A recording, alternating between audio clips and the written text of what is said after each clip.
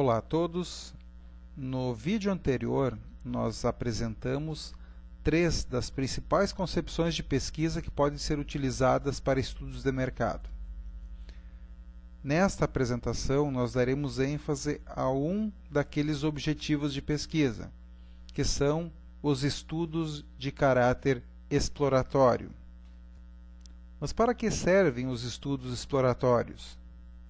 Imagine que vocês tenham sido desafiados a pesquisar sobre um tema que vocês jamais tenham ouvido falar, ou sequer conheçam alguma coisa sobre o assunto. Se vocês, mesmo assim, resolverem montar questionários sobre esse tema novo e começarem a coletar dados de campo, é muito provável que algumas perguntas que integrem esse instrumento de coleta de dados não tenham relação alguma com o assunto.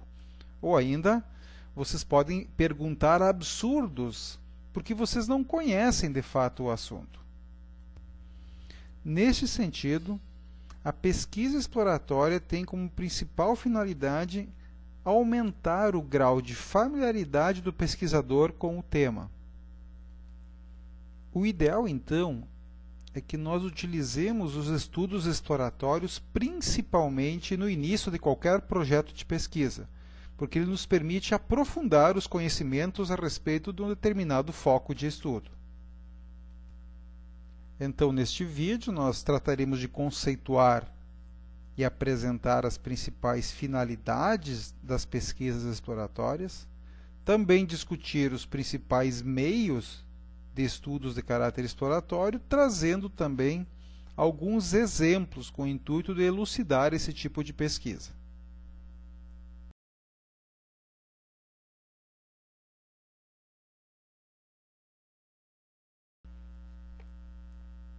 O objetivo de uma pesquisa exploratória é aprofundar o grau de compreensão do pesquisador a respeito de uma determinada problemática, ou ainda para que ele tenha maior domínio acerca de uma determinada situação e possa compreendê-la com maior profundidade também. A pesquisa exploratória ela pode ser usada para qualquer uma das finalidades apresentadas aqui nesse slide. Uma delas seria elaborar um problema e defini-lo com maior precisão. Digamos que você tenha que fazer um estudo sobre satisfação dos seus clientes, mas você jamais fez algo do gênero. Então, o importante seria identificar outras pesquisas que mensuraram os graus de satisfação para que você saiba exatamente como abordar o tema, como elaborar o seu problema de pesquisa e até mesmo definir melhor os seus objetivos. Ela permite também identificar talvez alguns cursos alternativos de ação, porque uma pesquisa quantitativa ela lhe gera um indicador a partir de um questionário aplicado. Já numa pesquisa mais exploratória e qualitativa, além de gerar informações para uma compreensão inicial do tema, ela pode também gerar ações e motivações do consumidor, por exemplo, para a aquisição de um determinado produto. A partir das opiniões coletadas em entrevistas com maior profundidade, muitas vezes as dicas necessárias para que a empresa implemente ações no mercado podem ser geradas até mesmo por pesquisas de caráter exploratório. Ela permite também isolar variáveis ou expressões-chave, até mesmo para montar um questionário quantitativo. Por exemplo, à medida que você conhece mais a respeito dos critérios que um cliente utiliza para avaliar a satisfação a respeito de um produto ou de uma loja, os critérios que ele apresenta podem ser isolados enquanto variáveis e cada uma delas se constituir numa pergunta a ser feita num questionário quantitativo. Por exemplo, um supermercado. A pessoa poderia ser questionada sobre quais são os principais pontos positivos ou negativos presentes no supermercado que ele frequenta, e lá ele começa a falar sobre iluminação, sobre organização das gôndolas, sobre o espaçamento nos corredores, sobre agilidade nos caixas. Cada um desses tópicos identificados são variáveis e elas depois podem ser integradas num questionário quantitativo para daí sim mensurar o seu grau de satisfação. Também ela ajuda, inclusive, a melhorar a própria abordagem do problema. Então, digamos que o problema foi aquele inicial que nós exemplificamos. Qual é o nível de satisfação dos clientes da empresa com relação aos seus produtos e serviços? Bem, para que se responda esse problema, num primeiro momento você tem que identificar as variáveis que possam ser medidas, depois aplicar um questionário, depois analisar os dados, depois ainda cruzar as informações, por exemplo, para avaliar se os níveis de satisfação são diferentes de acordo com o sexo, com a escolaridade, com renda. Ou seja, à medida que eu realizar uma investigação que permita eu buscar outros estudos já feitos sobre satisfação, até mesmo em outras empresas, me permite conhecer melhor os métodos, as formas de aplicação, e assim eu posso adaptar esses métodos à minha pesquisa. E também pode estabelecer prioridades para pesquisas posteriores. Digamos que você está fazendo um estudo com alguns clientes para que você aprenda mais com eles, para desenvolver a pesquisa esta sobre satisfação, mas lá durante a discussão algumas pessoas sugerem que seria interessante que os mercados também tivessem serviços de lanchonete ou ainda outras linhas de produtos que, embora para este momento não seja o foco central de pesquisa, talvez seja um insight, seja uma dica para que se façam futuros estudos para verificar se é viável incorporar uma lanchonete, trabalhar com outras linhas de produto, como eletroeletrônicos, como moda ou coisas do gênero, o que pode suscitar também estudos futuros a partir de uma investigação exploratória.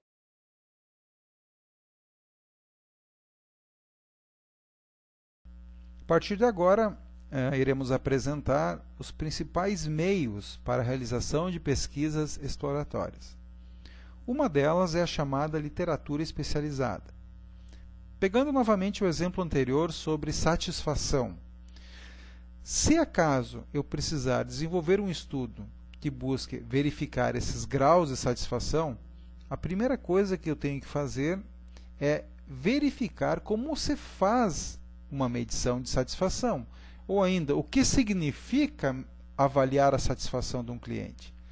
Então, para isso, talvez eu tenha que buscar alguns livros para aprender como se avalia esse tema, ou ainda tentar identificar outros estudos já desenvolvidos a respeito de satisfação, para que eu tenha um benchmark, ou seja, uma referência de como eu posso proceder para realizar o meu estudo.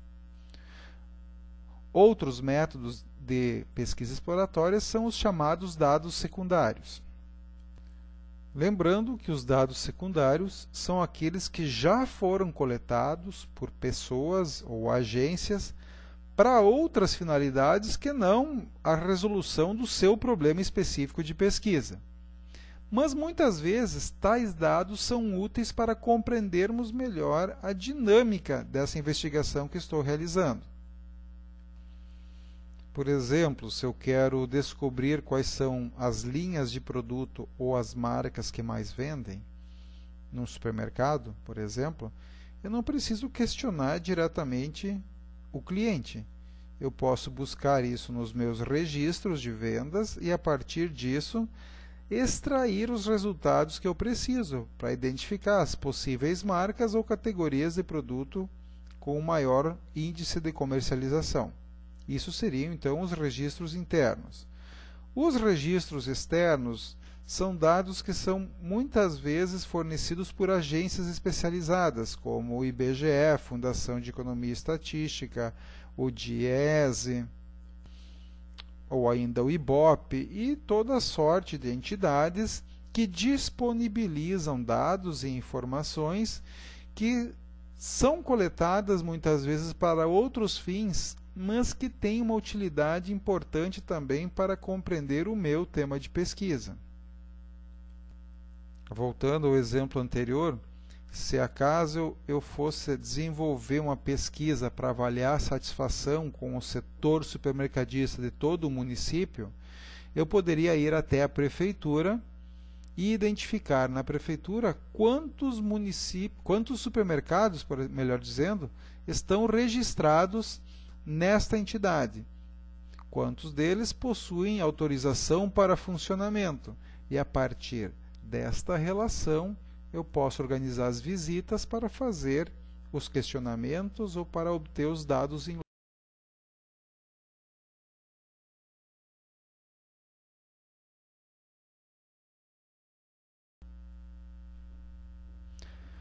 Outras formas que nós temos de desenvolver pesquisas exploratórias é por meio de dados primários. E esses dados primários podem se subdividir em estudos mais de caráter qualitativo, onde nós temos processos diretos e indiretos para a obtenção dessas informações. Essa abordagem direta é um tipo de pesquisa qualitativa em que os propósitos do projeto são revelados diretamente ao próprio respondente, ou seja, ele sabe por que está participando da pesquisa.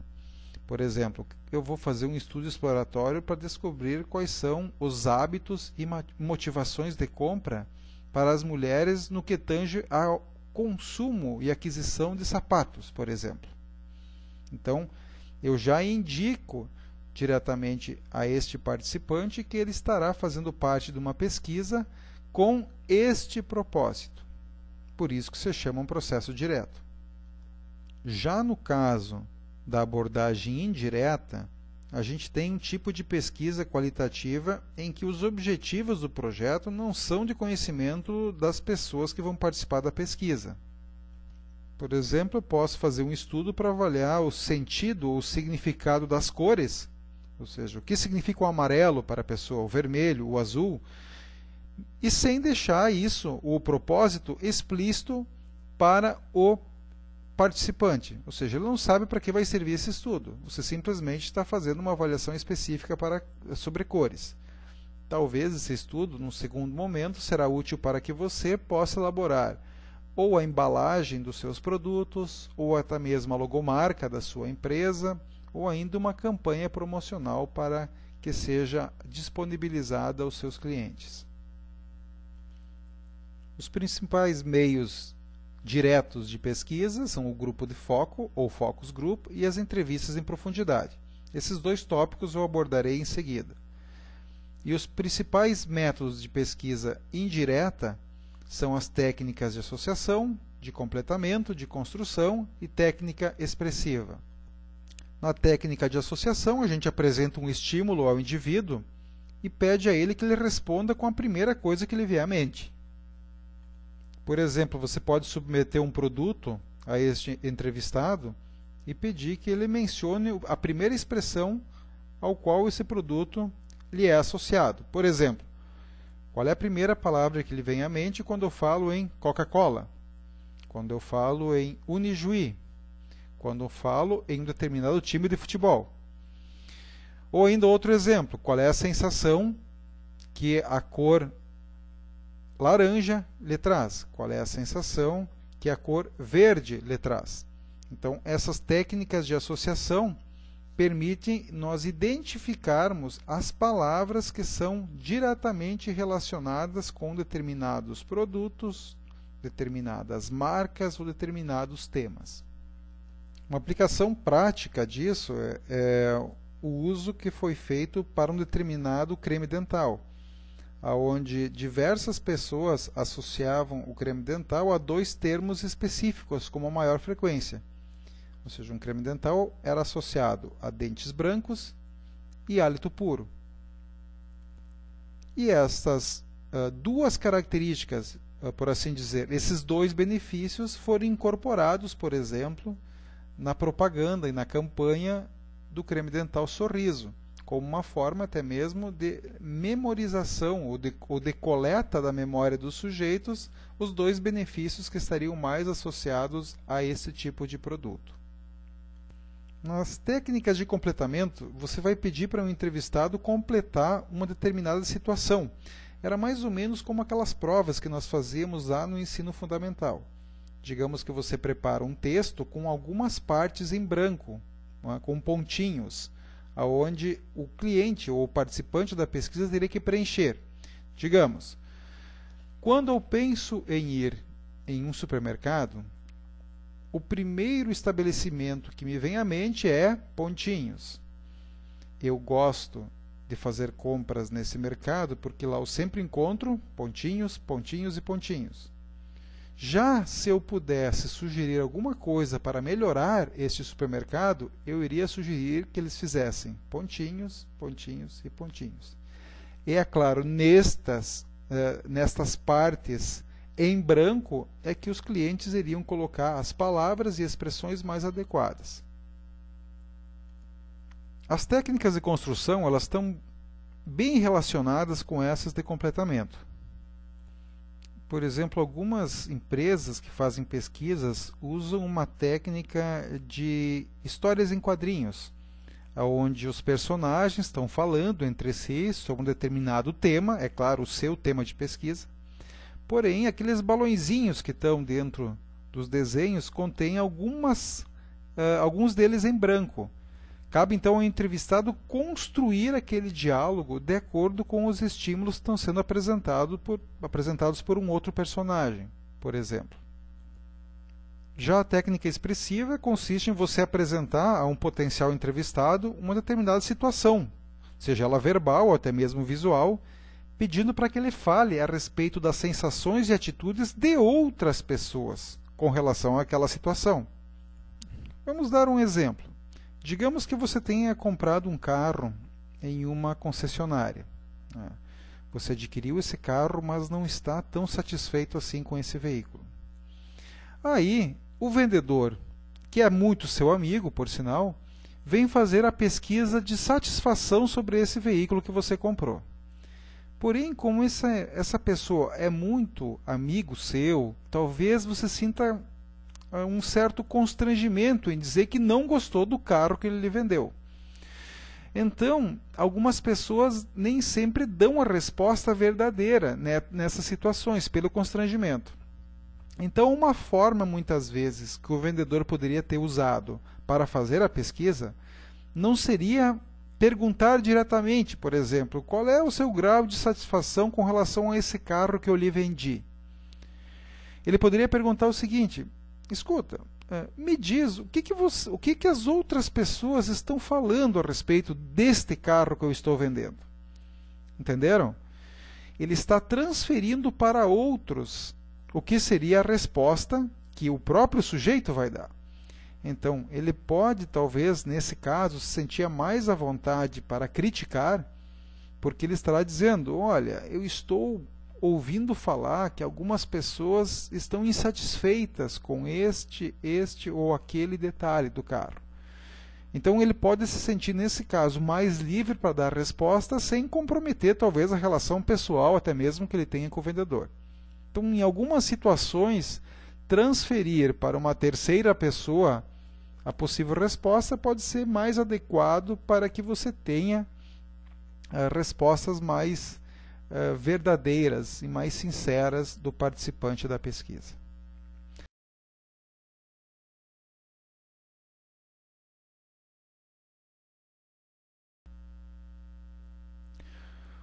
O grupo de foco, ou focus group, é um tipo de entrevista realizado de uma forma não estruturada.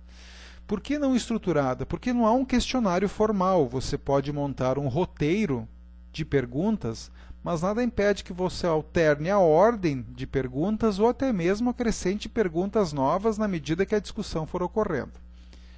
Ele é feito de uma forma o mais natural e espontânea possível por um moderador, ou seja, um sujeito que conduz a discussão e que é aplicado a um grupo pequeno de participantes. De preferência, esse grupo deve ser homogêneo e essas pessoas pré-selecionadas por algum tipo de critério. Por exemplo, você vai fazer um estudo sobre produtos para a beleza feminina.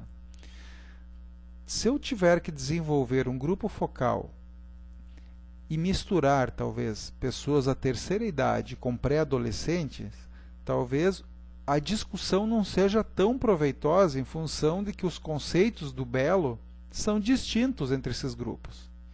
Então, o ideal seria realizar um grupo focal com jovens, adolescentes, e um outro focus group com pessoas da terceira idade, porque daí sim essas pessoas possuem características em comum. E a tendência é que a discussão seja mais rica em detalhes.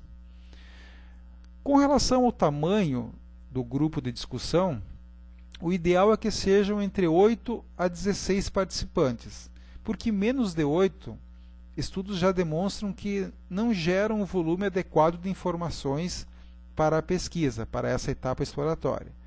E se for mais do que 16, os estudos demonstram que o moderador perde o controle da discussão, porque são muitas pessoas, às vezes, falando ao mesmo tempo, que pode dificultar o processo de debate. A duração tende a ir de 1 a 3 horas. Por que não menos que uma? Porque nesse roteiro que você tem de perguntas, todas as pessoas participantes do grupo têm que dar a sua opinião. Então é importante que cada um deles emita o seu parecer sobre aquele questionamento feito. E o ideal é que não dure mais que 3 horas, porque pode tornar muito cansativo também o processo se ele for muito longo. Espera-se que a atmosfera onde ocorra a discussão seja o mais relaxada e informal possível, para que as pessoas se sintam bem à vontade para expressar as suas opiniões. E o ideal é que as discussões sejam gravadas em áudio, ou ainda melhor, ainda seria em vídeo, para que sejam posteriormente analisadas e até mesmo transcritas. Por que isso? Para que nós não percamos as expressões chaves utilizadas, as palavras usadas. E o caso do vídeo, ele é importante porque às vezes a pessoa não concorda com o que alguém está falando, mas ela não fala. Ela simplesmente, a sua expressão facial se fecha e ela faz uma cara de desprezo ou de negação. Então isso permite verificar que as pessoas se comunicam às vezes não só pela palavra, mas sim por elementos gestuais ou expressões faciais. E se o moderador percebe que o sujeito está fazendo uma expressão de que não está gostando, ele pode depois conduzir a pergunta para aquela pessoa, exatamente para gerar um debate maior.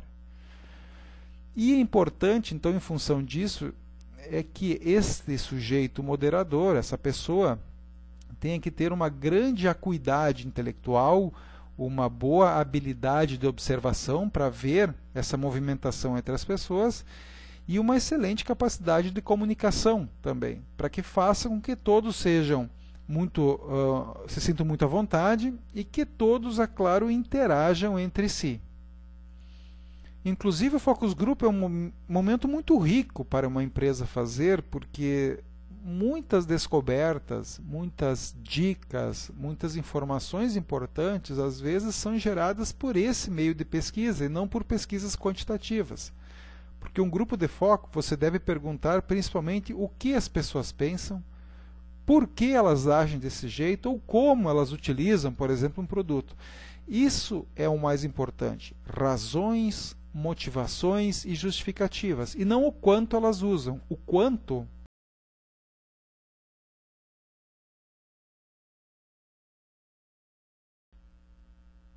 a diferença em essência entre o focus group e as entrevistas em profundidade está, é claro, na grandeza dos participantes. Enquanto num deles, no caso o grupo de foco, eu faço a entrevista de forma coletiva, no método em profundidade, os dados são coletados individualmente, ou seja, um sujeito de cada vez. Eu posso, em ambos os métodos, usar o mesmo roteiro para a discussão, para a obtenção dos dados. Porém, em um deles eu faço debates e no outro perguntas individuais. A entrevista em profundidade ela é usada geralmente quando há exigência de uma sondagem mais detalhada do entrevistado. Por exemplo, eu quero saber a opinião de um pesquisado sobre um carro que ele tenha comprado especificamente, e não a opinião, é claro, dos outros sobre aquele carro. Ou ainda, ele pode ser usado quando os tópicos abordados no tema são relativamente delicados ou embaraçosos. Por exemplo, você vai falar sobre o consumo de drogas ilícitas, ou sobre a situação econômico-financeira do sujeito atualmente, ou sobre preferências sexuais. onde talvez ele se sinta envergonhado, constrangido de expor determinadas situações mediante um grupo maior. Também é mais recomendado em situações em que o entrevistado pode ser mais facilmente influenciado pela resposta de um grupo. Por exemplo, eu faço um grupo focal sobre veículos, mas eu vejo que dentre os participantes tem pessoas, por exemplo, mecânicos ou engenheiros, que têm um grau de conhecimento técnico maior que os outros. Então, essas pessoas talvez manipulem a discussão e acabem exercendo um alto grau de influência perante os demais participantes que não têm tanto conhecimento assim. Outra aplicação, por exemplo, seria quando você vai obter dados de empresas ou pessoas que são concorrentes entre si. E aí, talvez, num grupo focal, eles se sintam intimidados em revelar certas informações, porque tais informações são estratégicas para o negócio deles. E como eles são concorrentes, eles não querem socializar isso para o grupo. Ou em outras situações, quando a experiência do consumo ela é sensorial, é onde eu tenho que coletar informações sobre emoções, sentimentos, e isso acaba, geralmente, num grupo não sendo produtivo. Por exemplo, qual é a opinião do sujeito sobre um determinado perfume? Essa é uma opinião muito particular e não tenho como socializá-la num grupo. O que eu sinto é meu, particular e individual, e não há como ser socializado ou percebido do mesmo jeito por todos de um grupo. Então, nesse caso, também se recomenda o uso de entrevistas em profundidade. Em suma, na minha opinião, entre os dois métodos, focus group ou entrevista em profundidade, o ideal é sempre que nós possamos fazer o grupo focal, porque geralmente o volume de informações obtidas coletivamente é maior do que a soma das coletas individuais. Por quê? Porque num grupo talvez esteja sendo feita uma discussão sobre um tema ou sobre um aspecto específico daquele tema que talvez eu não iria lembrar de falar numa entrevista em profundidade. Mas já que um colega meu do grupo mencionou, eu também tenho uma opinião a respeito daquilo e vou falar a respeito. Então a produção e geração de informações tende a ser maior no grupo. Porém, como eu acabei de apresentar, em certas situações a pesquisa em grupo não é possível. Essas que eu acabei de mencionar. E neste caso, então, eu posso adotar o método de entrevistas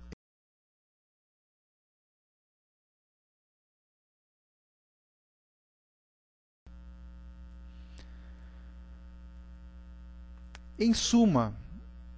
A abordagem mais usada para estudos exploratórios são abordagens qualitativas. Essa abordagem nós já apresentamos, inclusive, no vídeo anterior. Resgatamos aqui, então, uma síntese dos principais objetivos desse tipo de abordagem. Como nós já mencionamos, permite desenvolver um problema com forma mais precisa, gera rumos alternativos de ação, permite melhorar a abordagem do problema, ajuda a estruturar questionários também, muitas vezes a gerar hipóteses que possam ser testadas depois numa pesquisa quantitativa, e também ajuda muitas vezes a interpretar resultados quantitativos que eu faço ou obtenho depois. Então, como a pesquisa exploratória, ela geralmente é a primeira fase de uma pesquisa, eu posso ali descobrir razões e motivações para o uso de um determinado produto ou para avaliação, por exemplo, para avaliação de satisfação de um supermercado, como o exemplo que eu citei antes. Depois, então, eu posso proceder à pesquisa quantitativa, que é a aplicação dos questionários fechados, para que o indivíduo marque. Mas se eu fizesse só pesquisa quantitativa, digamos para uma variável específica, variedade de marcas à disposição, talvez o grau de satisfação lá seja de 30% somente. Só que eu não sei por quê, ou o que significa esses 30%. Então, talvez se eu recuperar lá o grupo de foco que eu fiz, eu vou ver que diversas pessoas disseram que existem problemas na variedade sim, mas talvez somente em algumas categorias de produto. Só que aquelas categorias, talvez por serem mais importantes, elas acabam influenciando a percepção de variedade como um todo no supermercado. Então, aquele número baixo de satisfação pode ser gerado somente pela variedade em algumas categorias de produto. E essas categorias muitas vezes são citadas.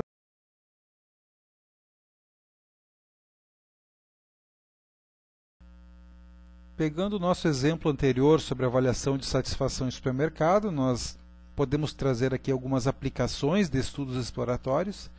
Uma delas seria realizar uma revisão de literatura específica para identificar fatores demográficos, por exemplo, sexo, idade, escolaridade, renda, ou ainda psicográfico, estilo de vida, personalidade, que sejam importantes e que podem influenciar a preferência dos consumidores de mercados. Outro exemplo de estudo exploratório é conversar com peritos na área do varejo, supermercadista, para tentar identificar tendências como a emergência de novos tipos de pontos de venda, de novas formas de levar os produtos ao consumidor final, ou ainda mudanças nos padrões de comportamento e preferência desses consumidores. Outro exemplo seria uma análise comparativa entre os principais supermercados de uma região ou de um município, buscando avaliar entre os melhores e os piores quais são os fatores que mais influenciam a performance dessas lojas. E ainda aqui outro exemplo, que seria aquele que nós acabamos de comentar, que é a aplicação de grupos focais, onde eu identifico os fatores que as pessoas mais levam em consideração para escolherem entre um mercado e outro. Então aqui nós temos algumas possíveis aplicações de pesquisa exploratória, levando em consideração aquela exemplificação da satisfação em supermercados que mencionamos anteriormente.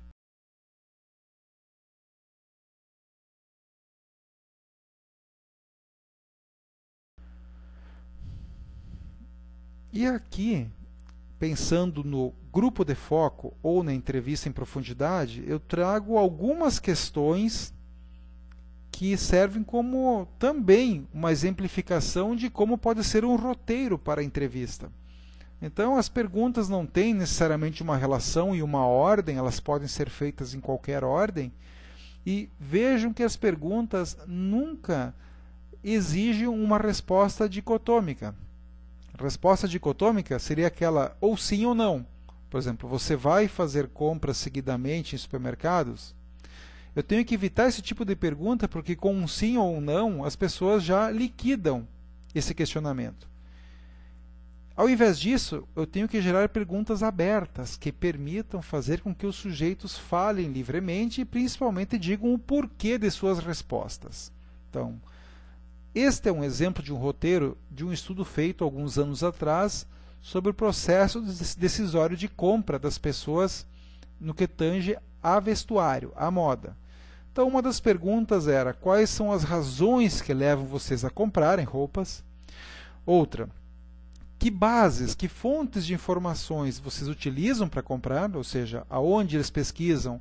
É na propaganda? Eles leem revistas? Eles vão, digamos, visitar vitrines? Eles vão visualizar diretamente nas lojas? Outra pergunta seria pontos negativos, pontos positivos das lojas de vestuário que as pessoas frequentam. Ou ainda, que tipo de produtos ou serviços que você não encontra nas lojas que elas deveriam informar. Este é aquele exemplo que muitas vezes uma pesquisa qualitativa gera ideias, insights para possíveis cursos de ação ou ainda implementações que a loja poderia vir a utilizar. Uma outra pergunta bem ampla: como seria uma loja de roupas ideal? E por aí vai. Trazendo ainda como exemplo, as respostas, a transcrição de um grupo focal permite isolar variáveis que eu posso utilizar aí sim para montar um questionário quantitativo. Aqui eu estou trazendo um recorte daquele questionário, onde um dos blocos, esse reconhecimento da necessidade, tem a ver com a primeira pergunta feita. Ou seja, o que leva vocês a comprarem roupas, em suma? Então, aquelas expressões e respostas discutidas no focus group foram isoladas e colocadas numa escala de concordância. essa escala que está mais à direita, DT, significa discordo totalmente. D, discordo. ND, NC é nem discordo nem concordo. O C é concordo e o CT concordo totalmente. Então, as expressões que estão aí, por exemplo, a 1, somente compra um produto quando o anterior estiver velho com defeito, foi algo dito no focus group. E agora está sendo incluído num questionário de caráter quantitativo descritivo. Outras razões, por exemplo, tenho vontade de comprar quando vejo que meus amigos estão de roupas novas. Ótimo! Esta discussão surgiu no focus group sobre essa temática, ou seja, algumas pessoas se sentem estimuladas quando veem que outros estão demonstrando novidade no que tange a moda. Então isso também é uma variável que pode vir a ser medida. Então com isso vocês percebam que essa fase exploratória ela me permite identificar atributos, características, enfim, itens e variáveis que eu posso usar depois para a estruturação de um questionário quantitativo bem melhor e que permita coletar as informações com um grau, com um volume também bem mais significativo.